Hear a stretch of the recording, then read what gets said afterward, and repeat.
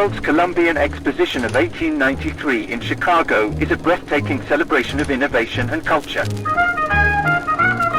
This grand fair, honoring the 400th anniversary of Columbus's voyage, dazzles with its magnificent architecture and marvels like the towering Ferris wheel.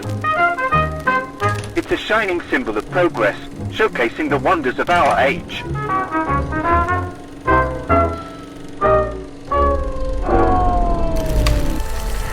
It's hard to imagine that Chicago looked more like ancient Rome a short 131 years ago, and this penthouse is a relic of its gilded past.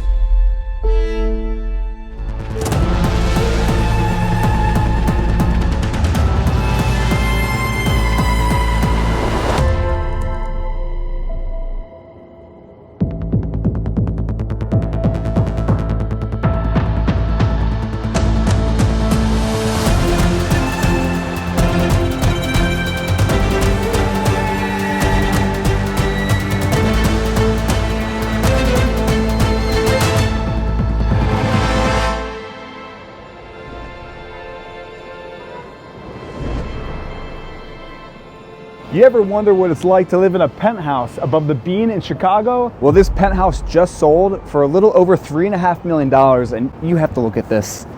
Check out this great room. We've got 25-foot high ceilings in here. Now, the building itself was built in 1895 and was originally the headquarters of Montgomery Ward, which is the precursor to Sears. So this space right here originally actually used to be what we think was outdoor space, given how you have this limestone inside. Typically this would be reserved for like a loggia or an outdoor space, but here it's brought right inside into this great room. Indeed, it was an outdoor space. Actually, it was an open air terrace to be precise. So for a bit more historical context on this remarkable building that I have the pleasure of sharing with you, it was once actually the tallest building in the city of Chicago, standing at 394 feet, built by architects Schmidt, Garden, and Martin from 1895 to 1899. This building was constructed as the headquarters for retailer Montgomery Ward, who were pioneers in the mail order business. They had 0 traveling salesmen, which was very uncommon back then, just a catalog, and then this, their flagship store. Montgomery Ward was essentially Amazon 100 years ago before the internet. Now this is where it gets interesting. The original building had a striking, steep Italianate pyramid above the current top of this building, which has been since turned into a sun deck where you see me walking across the frame here. More on this in a moment, why it's no longer there. This pyramid featured a 20-foot tall sculpture called Progress, lighting the way for commerce, in the form of a naked woman holding a torch towards the heavens in one hand and a caduceus reaching out in the other, bouncing on her left foot. Now this was just one of 3 massive Diana statues built around this time. The second Diana statue lived atop the original Madison Square Garden Tower in New York City, and the third was a gilded weather vane sculpture on top of the agricultural building at the 1893 World Columbian Exposition. Then in the 1920s, additional floors along either side of the main tower were added. And this is where it gets interesting. In 1947, right after World War II, for some unknown reason similar to many of these stunning old world buildings, not only across America, but the world, the pyramid portion of the tower along with the sculpture were removed. The statue was cut into about 30 pieces before it was lowered, and one of Chicago's prominent citizens, who's unknown, actually has the bust and head of the statue. A fun fact about the views in this penthouse: the company's founder, Aaron Montgomery Ward, had his office here facing over the lake, and he was so insistent that no buildings be built on the east side of Michigan Avenue that he went to the Illinois Supreme Court to ensure that the land and views of Lake Michigan remain protected forever, meaning this view in front of this penthouse is also landmarked from development. And strangely enough, the only structure that actually exists on the eastern side of the avenue is the temporary Art Institute structure from the 1893 World's Fair. And I say temporary because the mainstream narrative is that this World's Fair, all these ornate buildings that you see, They were built out of a plaster material and they were all torn down after the fair, except this one building here, which from the pictures, it looks pretty substantial. It doesn't look like it was built to be a temporary structure. What really excites me about this building as an architecture nerd is that this is a prime example of a preserved City Beautiful movement building. I'd like to thank the sponsor of this week's episode, Homeaglow. Now, Homeaglow is 5-star house cleaning at affordable prices. Their online booking makes it extremely easy to schedule top-rated cleaners in your area for regular visits or special occasions. And recently, I moved out of my apartment here in New York City, and I used Homeaglow to give the space a deep clean before saying goodbye to it. The experience was extremely positive, and more importantly, it saved me a lot of time and truthfully gave me a peace of mind crossing off just one less thing I had to do before the move. Scheduling a cleaning is simple. You go to Homeaglow's website to choose the day and time you're looking for and the duration of your cleaning, and you can browse photos and, more importantly, reviews of background checked cleaners before you choose the cleaner that is right for you. I mean, you are having someone come into your home.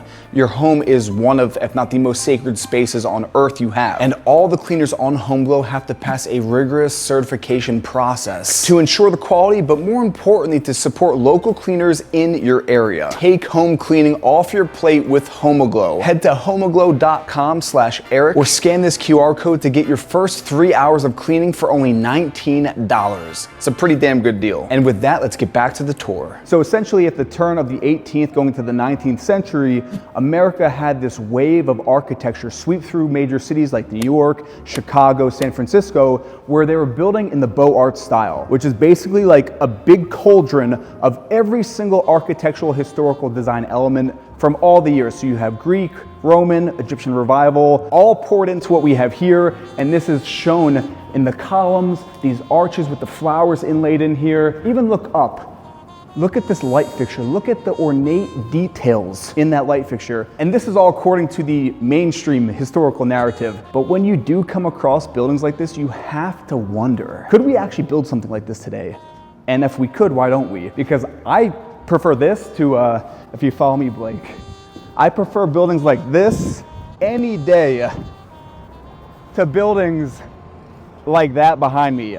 In my mind, that is brutalist as can be. That inspires nothing. But a home like this, you walk in here and you see this. Which one are you picking?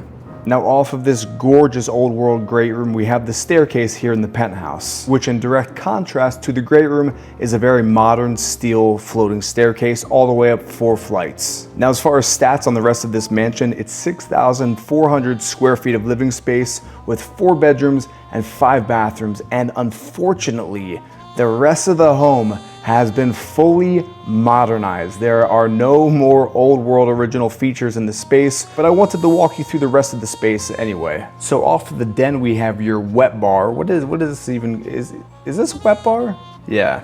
Then opposite this built-in media wall, we've got your kitchen with a counter island dividing off the space with seating for 4. And as you can see, all the appliances are stainless steel and have been all modernized. Then off of the dining room here, I actually love these 3 French doors, which actually could open up the space, giving it a bit more character. Back to the stairwell heading up to the 2nd floor, there's actually a landing in between with a glass window installed around the limestone arch, giving you a vantage point from the top of this great room. As far as those 4 bedrooms, there was only one that was staged. Here's a quick little look, which had a pretty decent sized ensuite bathroom with a glass standing shower and built-in jacuzzi, which I think, is that a TV or fireplace? Up on the 4th floor, we have your library, and I love how they actually installed this skylight letting in natural light, because if you remember, this wasn't actually the top of the building in the past. There was the pyramid on top. So adding the skylight was a nice touch to bring in some light into the space. Now we're up on the 4th floor of the penthouse, and this is actually terrace number 4 out of 5.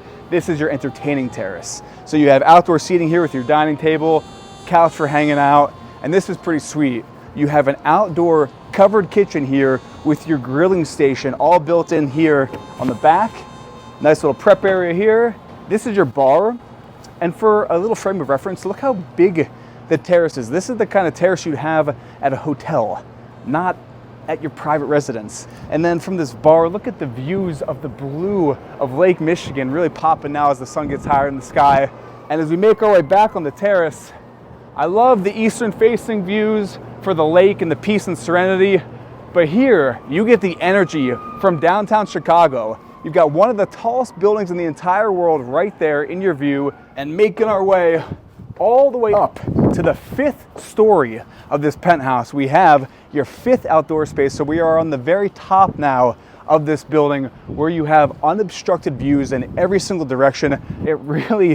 It doesn't get much better than this as far as weather in Chicago. Look at this. I really can't think of a better place that combines unique American history, just stunning views and city living combined with, I mean, look at that. Look how blue Lake Michigan is. I'm really curious. I want you to comment down below. What do you prefer? The modern kind of more white box apartments, or something like this that has a lot of history and a lot of character? So there you have it, episode 2 of Landmarked. Let me know what you think. This has been my most enjoyable video series to date that I've made, combining real estate with things I actually love, like history. I have a deep, deep passion for history, and I'm guessing if you stuck around this far, you do as well. So let me know what you want to see next in this series. And with that, I hope you're well watching this, and I'll see you in the next episode.